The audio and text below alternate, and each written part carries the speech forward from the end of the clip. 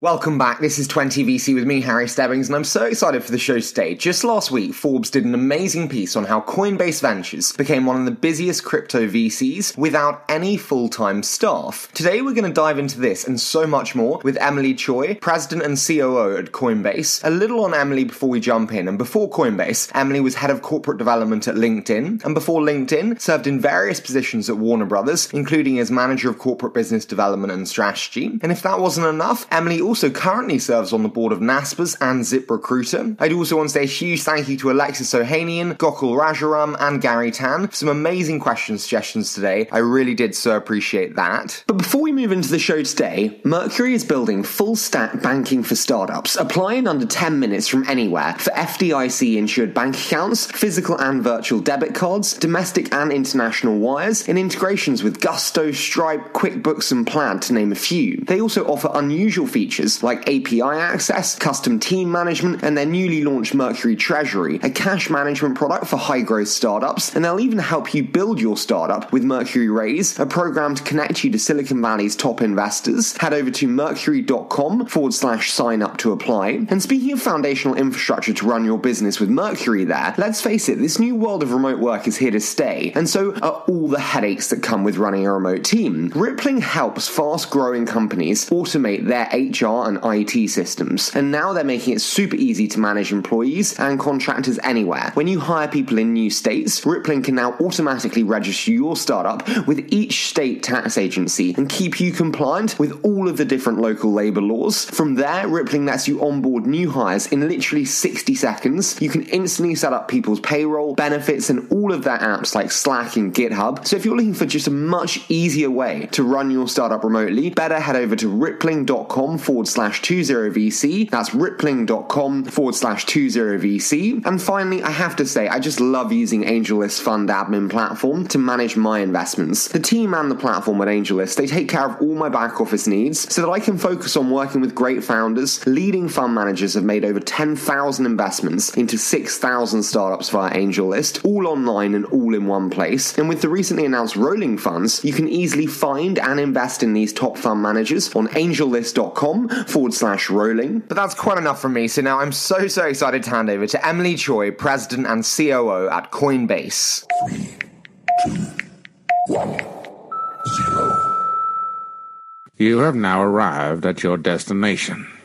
Emily, this is such a joy to do. Wow, I mean, so much has happened since we last spoke, but thank you so much for joining me today. Harry, it's a pleasure, as always, to rejoin you. I'm so glad we can reconnect on this. So am I, but I do want to start today. I always love a bit of storytelling, so tell me, how did you make your way into the world of startups and come to be president and COO at Coinbase? So originally, when I first kind of came to the Valley, it was because I loved technology. I just so wanted to be a part of what was happening. And I always tell people that Yahoo at the time was the place to be in terms of everything interesting happening in the consumer internet. I think a lot of people find that hard to believe these days, sadly, but it was the epicenter of everything. And the cool thing about that was that it meant that the best and the brightest people were there. It meant that we were doing incredible work. For example, as a junior analyst, I got to work on that original Alibaba deal for Yahoo and the Flickr acquisition, and to work with people like Jeff Weiner, and then to acquire people like Stuart Butterfield. So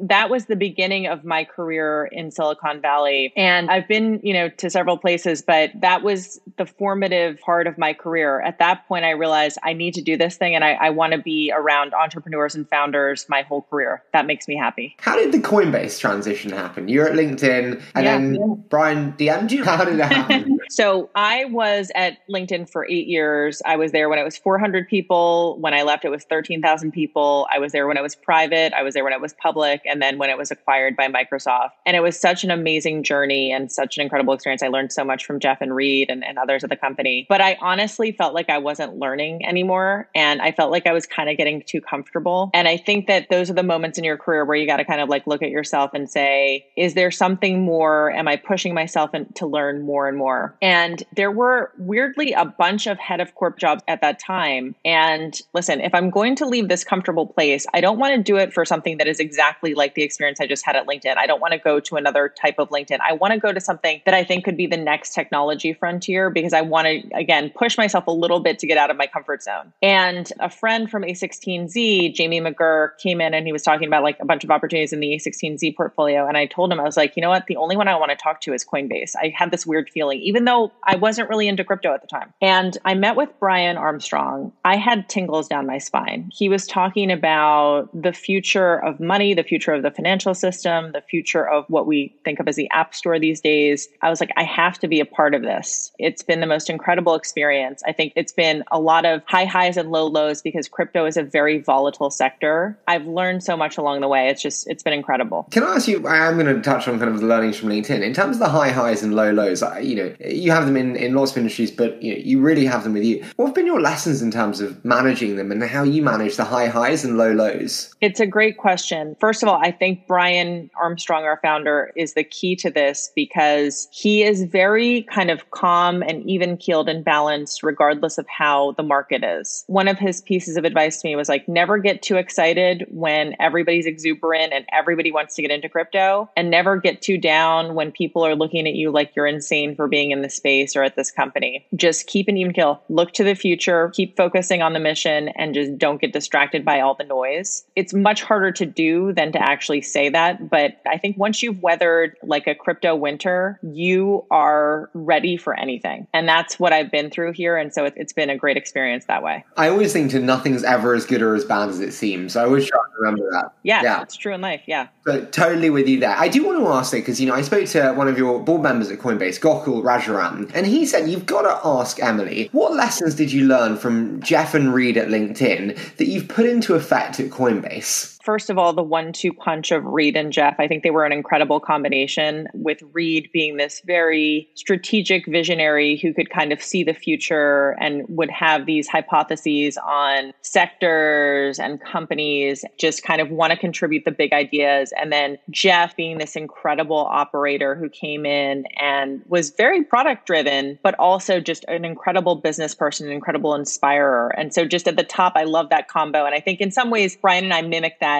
in terms of he sees the future and I try to help him implement that future in an operational way. In terms of like specific things, I think the thing with Reed that I learned a lot about, that in terms of your own personal career paths are never straight and kind of up and to the right. They're bumpy. And what you'll have is sometimes you'll have a situation where you're taking on a lateral move, but if you take on that lateral move and you crush it, you could kind of take things exponentially higher than you would have if you had just been kind of slow and steady up and to the right. And so his whole thing about figure out what your competitive advantage is and then build your network and take intelligent risks. And that's what I think I did with Coinbase. I don't think it was an obvious decision 3.5 years ago to join Coinbase. Those are the types of things that I learned from him. On the Jeff side, I swear to you, I probably pull from my Jeff toolkit once to twice a week. And I write a top of mind every Friday to the whole company. And like, I feel like I inundate them with lessons from LinkedIn and Jeff. But a couple of the things that I think are like really important were Jeff was just so religiously focused on the culture,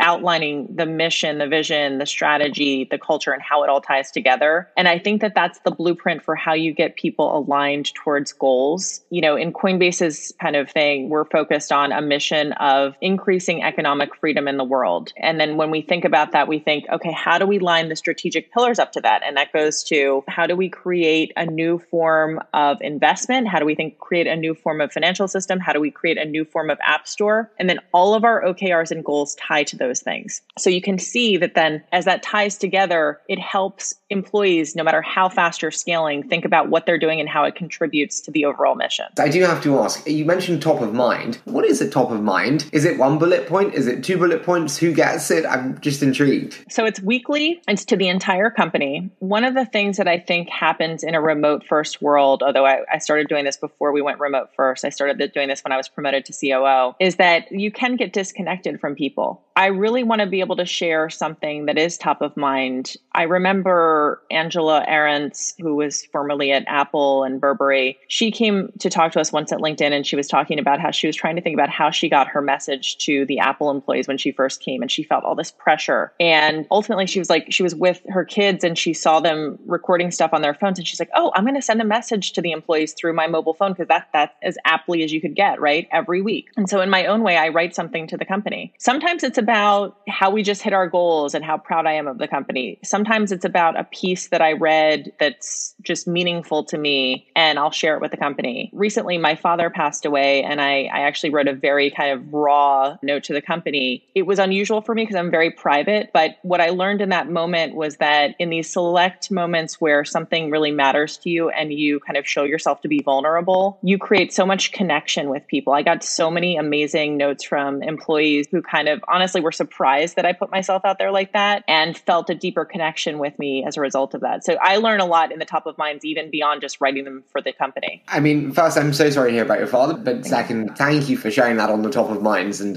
sorry for going off piece there. You mentioned kind of the career moves, and I want to scale through yours in a way and discuss the learnings. And if we start with, say, the corp dev element and the head of corp dev, more and more pre-IPO companies today feel they need to hire a head of corp dev. First, why do you think that is? And is that just because they have this abundance of cash that they can now use? Why do they feel they need to? They feel the need to because they have FOMO and they see corp dev happening. There's obviously, the market is really robust right now. They feel like they should be able to use their stock and cash for M&A. However, I've seen this movie many times. The thing I would say is make sure you really want a head of corp dev, at the pre-IPO level. And I was very wary of this when I got reach outs from LinkedIn after, when I was leaving. I pressure tested this with Brian because I really wanted to make sure if I was going to come over to head up corp dev at Coinbase that Brian genuinely wanted to do M&A. What I found is that founders like the idea of M&A, but in many cases, what they'll do as they kind of unpack M&A and do due diligence is they'll say, you know what, actually, we can build this ourselves. We don't necessarily need to buy it. And so I've just seen this too many times where they hire the head of corp dev, but the head of corp dev doesn't actually get to do any M&A. And so that's fine if you want kind of like a general athlete, strategic person to just work on anything strategic and kind of deploy themselves into projects. But you can have an unhappy combination if you're not truly ready for M&A and you hire, the big guns for it. What are the core signals then that a CEO does want it and is ready for it? So they've been talking about it. Have they been talking to their board about it? Is the board ready to make some big moves? Are they going to just do small acqui-hires, which is totally fine. Talent is a great way to do M&A. But in that case, you probably don't need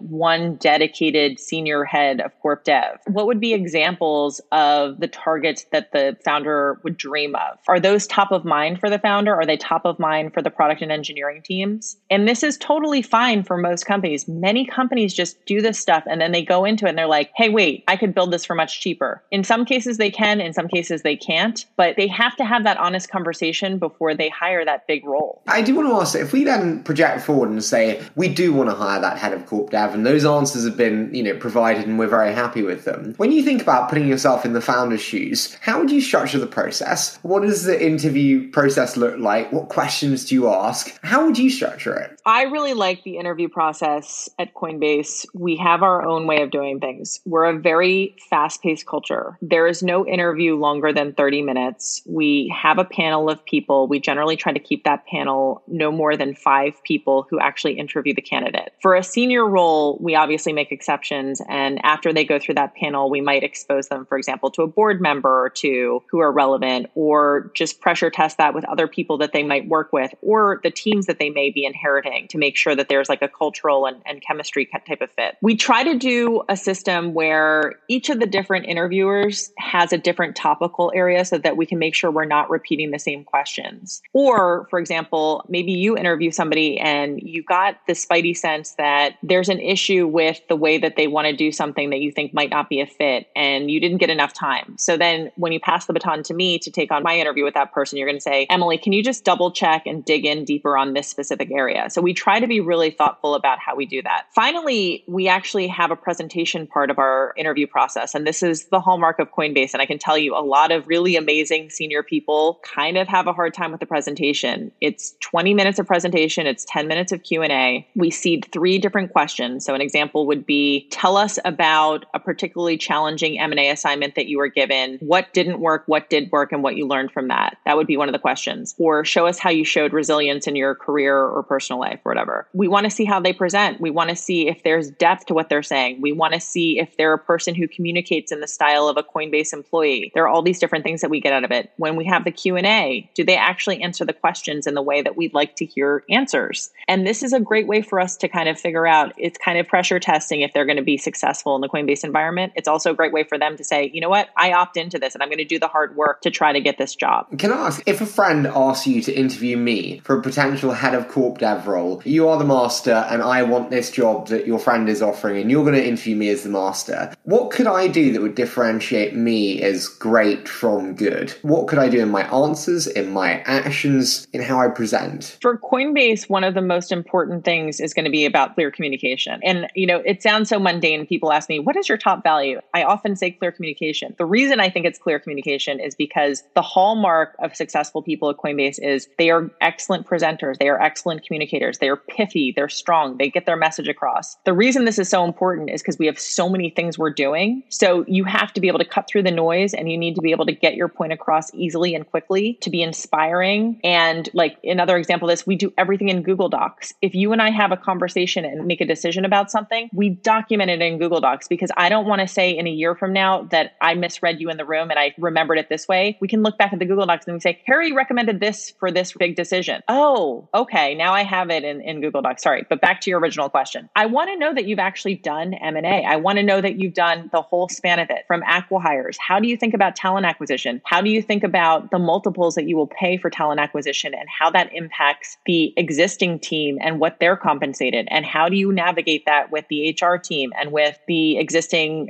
product and engineering teams? I want to know that you've done the next level of this, which is basically integrating smaller features of products. You might see an example of a product that's out there that you wanted to build in the product roadmap as a feature, right? How do you integrate that? How do you think about that? How do you think about integrating the team and the technology? Then how do you think about a large acquisition? Is it purely a financial game? How do you think about those types of things? How to experience at all parts of the spectrum on that? That would be something that would be most important for the head of corp dev, that they've seen it all and that they know how to navigate all those different things because it's very different. It's very different. And finally, the most important thing to me with corp dev, and this is the reason I've been in corp dev my whole career and I love it so much. I love being around founders, right? So I'm the business person, a little boring, but I'm inspired by founders and I get energy out of them and I hope they get energy out of me. I want to know that founders freaking love you and that they would just do anything for you and that they want to work with you. The way that I have seen this manifest in my own career is that a lot of the entrepreneurs we acquired at companies that I've been at before then go on to found other companies after they leave the acquiring company. And I hope usually I'm one of the ones they turn to for angel investment because we've built such a good relationship. I want to know that you have really strong relationships with them throughout the whole lifetime of their careers. Can I ask 2 instant questions that come on the back of that? It's like, in a capital-rich environment like we're in today, when we think about the multiples that we're willing to pay, have we had to completely reshape our mind as a head of corp dev on the willingness to pay up and the price elasticity that we have, given bluntly valuations being where they are? Or actually, is it a more rigid mindset that persists through time? Mike Volpe, who was famously that head of corp dev at Cisco during the heyday of Cisco M&A, he once said something to me, which I never forget. He said, never get the right deal, get the right company. And I think that really holds true today. We're seeing multiples that simply don't make sense. And so at the end of the day, you have to kind of park that and say, okay, the market is frothy. Multiples are frothy, regardless of whether for M&A or just general trading. And if I want this company, getting it now is probably the right thing. If I believe this company is going to have escape velocity, that's the right thing. If you look back at the acquisition of Instagram, for example, or the acquisition of YouTube, if you look at the press around that time, it's crazy. crazy, right? The press is like, how could they pay that for YouTube? How could they pay that? There's all this litigation. And what's there? They have Google Video or Instagram. $1 billion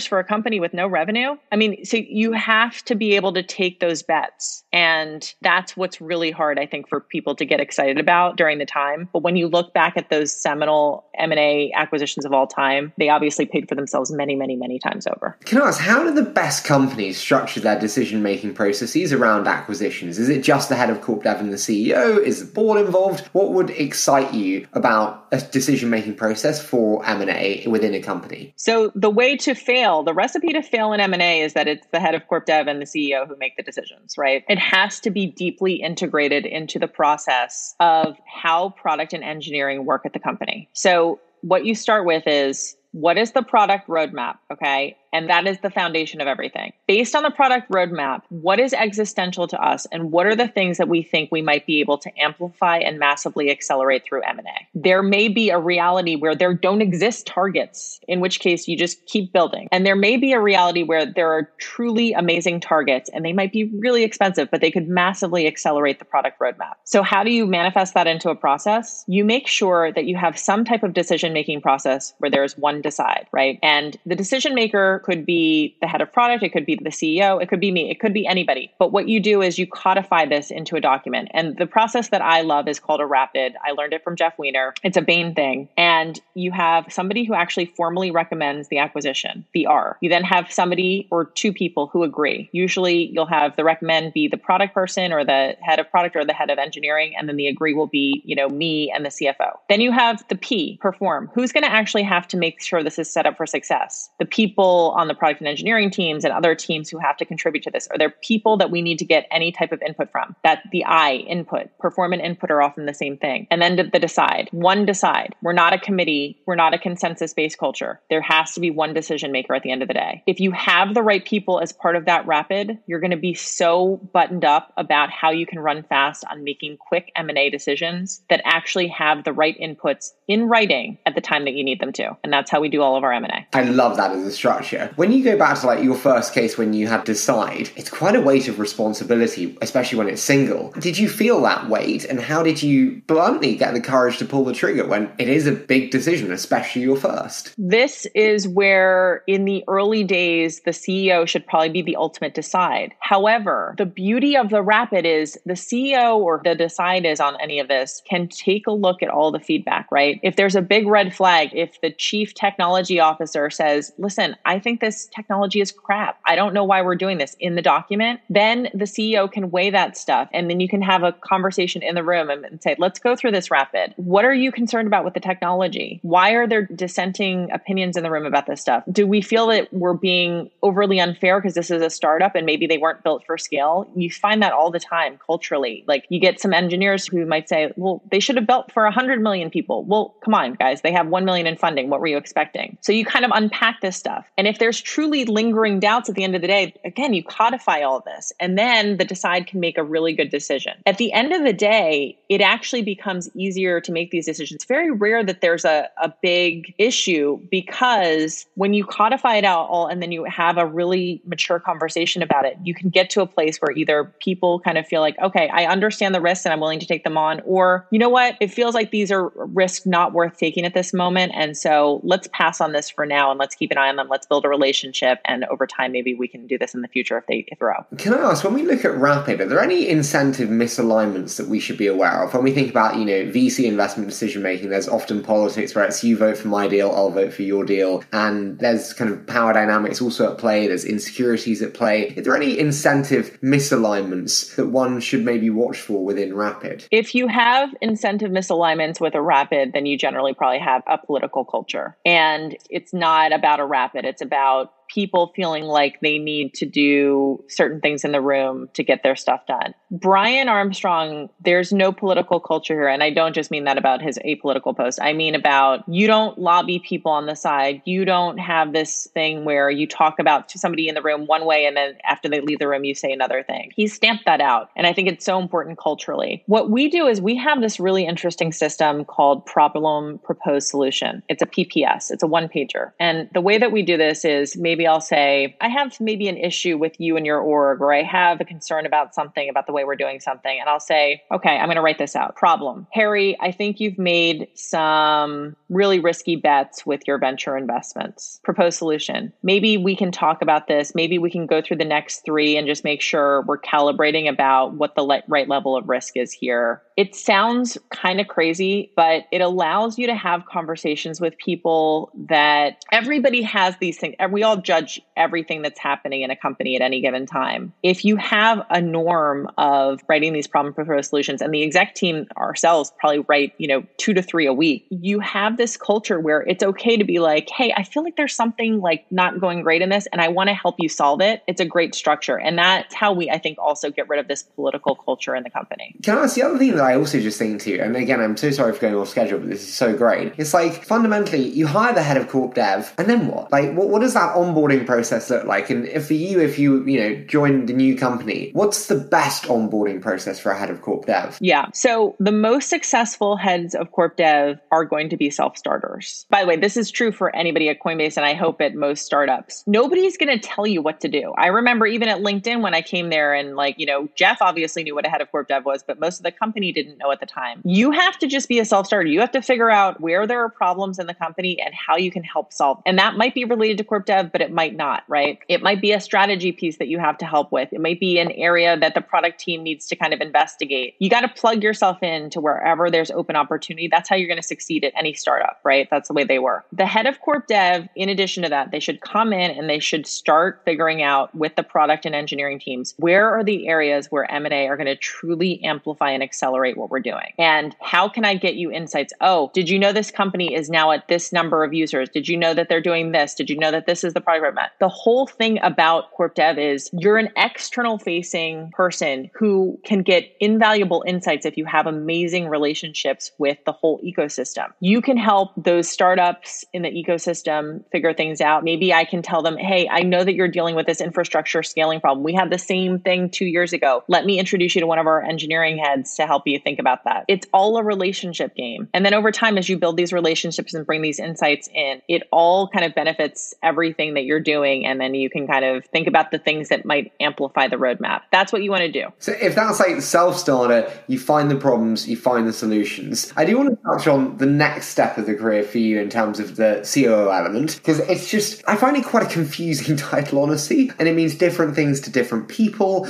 I'd love your thoughts on the meaning. Like, to you, what does COO mean, and what does it entail to you? COO to me means I am here to create the absolute best environment for product and engineering to ship everything they need to ship as quickly as possible, because we are a product and engineering led company. So Brian and our chief product officer and our head of engineering work together to create the product roadmap of our dreams. And I own everything that helps create that environment to get that shipping as quickly as possible. That might mean that we need to help clear a regulatory hurdle. It might mean that we need to get really good about customer support for premium customers. It might mean that we need to do amazing BD deals. It might mean that we need to do amazing corp dev deals. Whatever it is on the operational front to help amplify, that's my job. Can I ask, what's been the most challenging element of creating that environment for you with Coinbase? Coinbase is a very complex company. It's very different from LinkedIn in that sense. Or Coinbase has a portfolio of different products, and 70% of our resources are devoted to core, 20% are devoted to adjacencies, and 10% are devoted to venture bets, right? And we have a lot of products. There's a lot of companies who say, focus, focus, focus, focus, focus. We got to optimize, optimize, optimize. Coinbase is a completely different type of company. We're saying we think that crypto is going to take over the world. We think the total addressable market is massive. And so we are going to take major bets in the space because we're not going to play safe. We're going to take intelligent bets because we think that there's so much opportunity here. We are going to play in brokerage, in exchange, in custodian, in wallet, in commerce. We believe those are our opportunities, and we have a lot more opportunities. We have no dearth of opportunities. So then as the COO, when I'm thinking about how do we resource these things, how do we keep people who are working on these initiatives focused and shipping these great things, it's a lot to juggle. You have to be really good at multitasking, and you have to be really good at shifting context from meeting to meeting doing day to day. Totally get you in terms of that shifting and the challenge in terms of just having so much that you can do. Can I ask, how do you personally approach prioritization? I mean, there is so much that you can do. How do you literally put on a more structured perspective and focus? It really comes down to that 70-20-10 framework. And this was something that we modeled after Google. Ultimately, the core business is the business that funds the rest of the business. It's the thing that we are known for. It is the foundation of who we are. We have to make sure that our resources, our time, and our energy are focused on that core trading experience for consumers and for institutions. The 20% is strategic adjacent bets. So for example, we didn't have a custody offering some years ago, but we recognized that custody was incredibly important to enhancing the value prop of everything we do, because crypto assets are digital. It's not a paper certificate that you own this asset. We have to protect and safeguard those assets. We recognize that that was very strategic to us. We started with nothing. We are now the largest crypto custodian in the world. That was a venture bet that became a strategic adjacency. That's 20% of our resources and our mind share. And then 10% venture bets. We believe that there are massive opportunities in the future. They may feel crazy. They may feel Wallet was an example of this. And now we think Wallet is incredibly strategic to us. So that's the way that we do this. We make sure that we have a process where every quarter we have quarterly business reviews. We talk about those things. We make sure that we're ensuring that these resources and the time spent are kind of mapping to those. That's the best methodology that I have for that. I love it. Can I ask, other venture bets, is that Coinbase Ventures? I'm intrigued. What was the decision-making process around that? The venture 10% that I'm talking about is actually organic. In addition to that, we have Coinbase Ventures. And Coinbase Ventures, I think, is going to prove to be,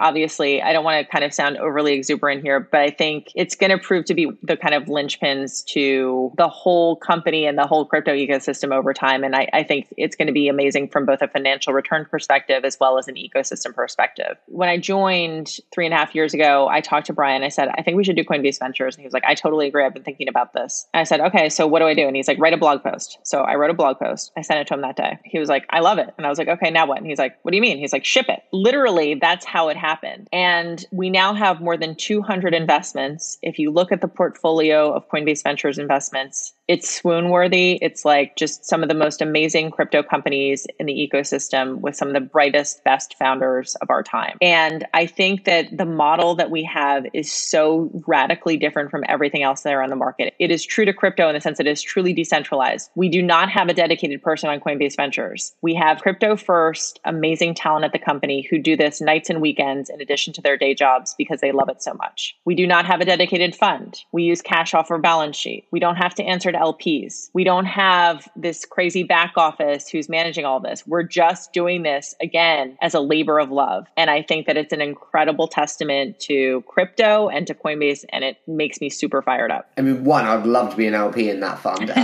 Yeah, we get that a lot. That's one. But two is like, my first thought, honestly, is like, what's the objective? Is it like optionality for M&A? Is it like learning and discovery? Like, is it financial gain? As you said, I'm sure incredible numbers. How do you think about objectives with it? So first and foremost, we believe that we have an obligation as a company to see thousands of companies in the crypto ecosystem flourish and bloom. And we want to be a part of that. We feel an obligation as one of the crypto OGs to help fund that. That is truly one of the goals. Two, financial return, no doubt. We feel very comfortable that that will manifest very quickly as it already has. Three, most important at the end of the day, when you have a robust portfolio of companies in the crypto ecosystem, you derive amazing insights and intelligence that you would never otherwise have. We can see how things are trending, what's peaking, why, what's dying, why. And it helps us be better crypto first people generally. If you think about crypto, we believe that crypto is going to be a technology that is much like the internet was decades ago. This idea that you have exposure to some of the most important companies in the ecosystem and can kind of have all of that exposure through this vehicle, it would be like back in the day, Yahoo or Google having been exposed to Facebook, Instagram, like been able to seed investments in all these these different interesting companies back in the day. So I think it's just such a special thing for us. I do want to ask, when we look at, your decision making, I'm always fascinated by kind of decision making within leadership. When you look at yours today, how would you describe your decision making process, and has it changed much? When you're growing really fast as a startup, you quickly wreak havoc on the organization when you go from 10, 20, 100, 1,000, 2,000, 5,000 people. People who used to be able to go up to the CEO in the hallway and ask for a decision suddenly panic because they don't know how to get things done. In fact, it's probably the number one question I get from people who are interviewing with Coinbase. How does decision making get made? And the reason they're asking this is because they are so confused by the bureaucratic processes at their company that they so want to make sure that they're not joining another completely messed up company in that regard. This is where I come back to the Rapids. I'm sure people at our company are like, oh my God, stop talking about the Rapids. The Rapids are a great vehicle for us because it is very clear how a decision gets made. And we're not going to have any of this passive aggressive BS behavior where we're going to stew on a decision. We'll say, oh, we'll get back to you. And then we never get back to somebody on a decision. It is very clear. We have the recommend, we have the agree, the perform, the input, the decide. We label whether or not this is going to be an existential decision, a la type 1 and type 2 decisions by Jeff Bezos. So is it something where it's irreversible once you make the decision, or is it something that's lighter weight? If it's a lighter weight decision, we want to actually empower delegates to kind of be on the Rapid as opposed to always tapping into the executive team for those decisions, right? And then if it's more existential, if it's more irreversible, you want to kind of make sure that it's escalated, that Rapid has the right people on it. We also try to get these decisions decided in a week. So once we actually have the formal Rapid written, we're committing to getting back to these folks in a week. So again, you're not like lingering. You don't have this weird dynamic where these poor employees are like, oh my gosh, like, is anybody ever going to tell me this? And that's how you stamp out all of that weird behavior that I think exists in big companies. Can I ask one thing? In terms of, like, as you said, kind of delegating decision-making and responsibility as you do, how do you prevent fear aversion in your team? Often it's easier to the safe choice, but it's often not best. How do you provide an environment of safety where it's okay to fail, but also there's a responsibility and it's not okay to fail always, if that makes sense? How do you create that balance? It's really hard. And I think that this is probably a topic that's under discussed in the world right now, because you don't want to create a culture of complete risk mitigation all the time. You want people to take intelligent risks. I think that what the whole goal of the Rapid is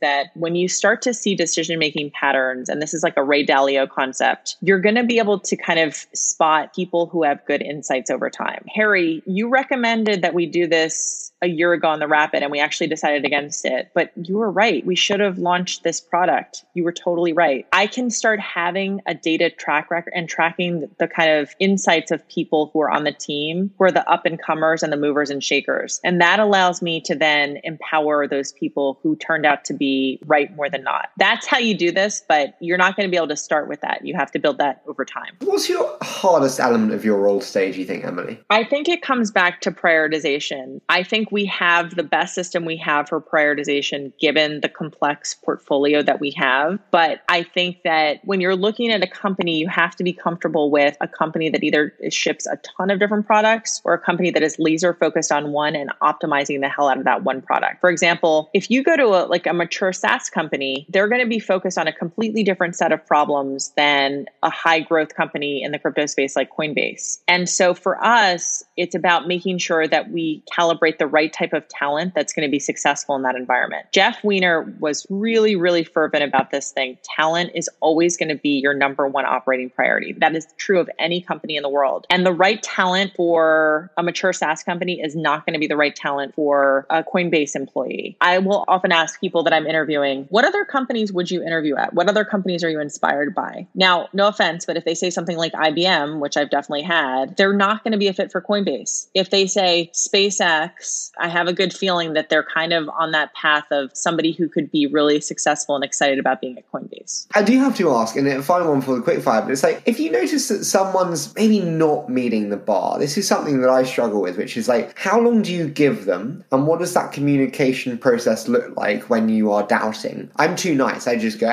you're doing great. And then I surprise them with like, done, in that charming way. advise me, like, they're not meeting the bar. How long do you give them, and what does that communication pathway look like? Harry, I feel like you have exposure to our exec meetings right now because we talk about this so much. Coinbase is going to have a distinctively different view on this than many other companies. Brian started the company with Fred Ursum, and their big thing was, I want to see you ship code in the first week, okay, to an engineer. And I think that cultural norm is something that reverberates today, which is to say, I want to see you ship stuff from the day you get here. None of this hemming and hawing, none of this, I need to get up to speed. We're going to try to help create the best environment for you to onboard. But if you don't figure out how to ship stuff really fast, you're probably not going to be successful here. We don't kind of spend a bunch of time stewing about strategic frameworks and this and that. We're going to want to see real action. And that means that if you really don't do something amazing in the first 30 days, you're probably not going to be a fit here. And it's actually the most compassionate thing to say, you know what, bad on us, because we probably didn't realize this, bad on you. And let's part ways amicably now and not kind of have this thing where there's a,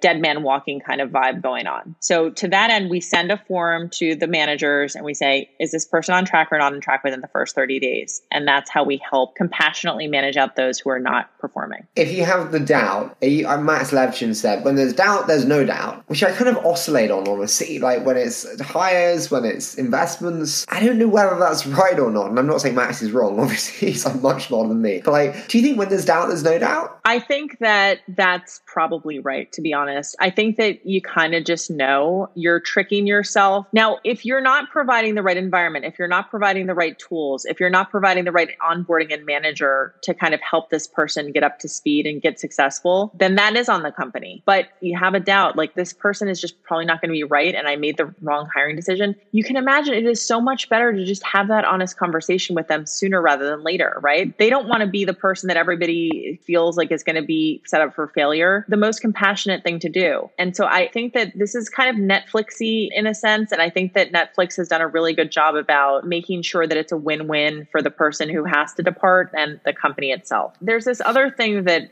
this is my pro tip for like people who are having a hard time delivering, performance reviews and so on. Everybody hates a performance review. Everybody does, right? Stuart Butterfield, he was like, oh, I hate giving feedback. I hate performance reviews. There's a quote where he was like, horses smell fear. Okay. We all go into these performance reviews, right, as a manager, and we kind of were like, Harry, you did this really well, and you did this really well. And then it's like, we all know we're waiting for the constructive part, right? But we we all have this stupid model that we use where we're just like, okay, so now Harry, I need to give you this feedback. And I get choked up and I get worried about how to do it. And then you, as the horse, smell my fear. So here's my recommendation. Just go in and just jump to, Harry, we got to talk about this because you're not going to be successful here unless you can nail these three things. I start with the hard stuff because everybody dreads it on both sides. That's my recommendation to you. Like, don't fear it, jump into it, and it always lands better than you think it will. So you're saying don't shit sandwich, just shit. Exactly. Just go to it. Just go to it. Yep. Just jump right in. I mean, you should invoice me for the management advice. I do want to dive into my favorite there, Emily. So it's a quick fire round, as you know. I say a statement, you give me your immediate thoughts. Does that sound okay? Sounds great. Okay, so favorite book and why? What should we be reading this summer? I go back to, I'm a fiction person. I love The Secret History. I love books about outsiders, I think, because I always felt like I was an outsider. What do you think are your biggest strengths and your biggest weaknesses? 30 seconds on each. Biggest weakness is I'm incredibly sensitive, very, very sensitive person. Biggest strength